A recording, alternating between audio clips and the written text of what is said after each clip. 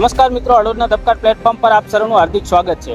મિત્રો, ગુજરાતમાં સારો એવો વરસાદ અલગ અલગ વિસ્તારોમાં પડ્યો છે અને નદી નાળા ડેમ તળાવ આ બધું છલોછલ જે જોવા મળી રહ્યું છે। ઘણી જગ્યાએ ઓવરફ્લોના પણ સમાચાર મળી રહ્યા છે। ત્યારે આ નવા નીર જે આવી રહ્યા છે તેને વધામણા પણ કરતા હોય છે। ગુજરાતમાં ઘણા બધા અલગ અલગ વિસ્તારો જે છે તેમાં અલગ અલગ પરંપરાઓ, સંસ્કૃતિ અને માન્યતાઓ પણ છે।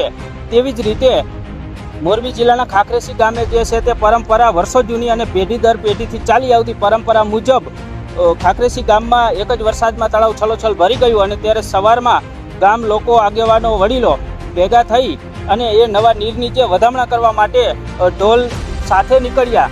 આ ગામમાં એક પરંપરા છે કે ક્ષત્રિયોનો જે દીકરો હોય તેને લોહીનો અભિષેક પાણીમાં કરી અને આ વધામણા કરવામાં આવતા હોય છે। ત્યારે ખાખરેસી ગામે તળાવ કાંઠે ગામ લોકો પહોંચ્યા, આગેવાનો પહોંચ્યા અને જે તલવાર હોય છે, હથિયાર, તેની પણ પૂજા કરવામાં આવી। ભૂદેવને બોલાવવામાં આવ્યા અને મંત્રોચ્ચાર કરી અને આ યુવાનને પણ પૂજા કરી અને એની જે આંગળી છે તે કાપી આંગળીમાંથી લોહીના છાંટડા છાંટી અને આ નવા નીર નીચે વધામણા કરવામાં આવ્યા। મિત્રો, આ પરંપરા, આ લોક વાયકા અને આ એક લોક માન્યતા છે જે વર્ષોથી ગુજરાતના ઘણા બધા વિસ્તારોમાં આવી રીતે જે વધામણા છે જે લોહીને અમી છાંટડા આપી અને કરતા હોય છે।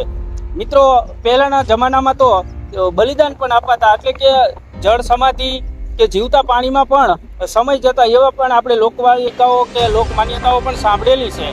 જો કે આ બધી જે બાબતો જે તે શ્રદ્ધા સાથે જોડાયેલી છે, સંસ્કૃતિ સાથે જોડાયેલી છે, તેમજ જે વર્ષોથી જે ચાલી આવતી પરંપરા હોય છે તેની સાથે જોડાયેલી છે।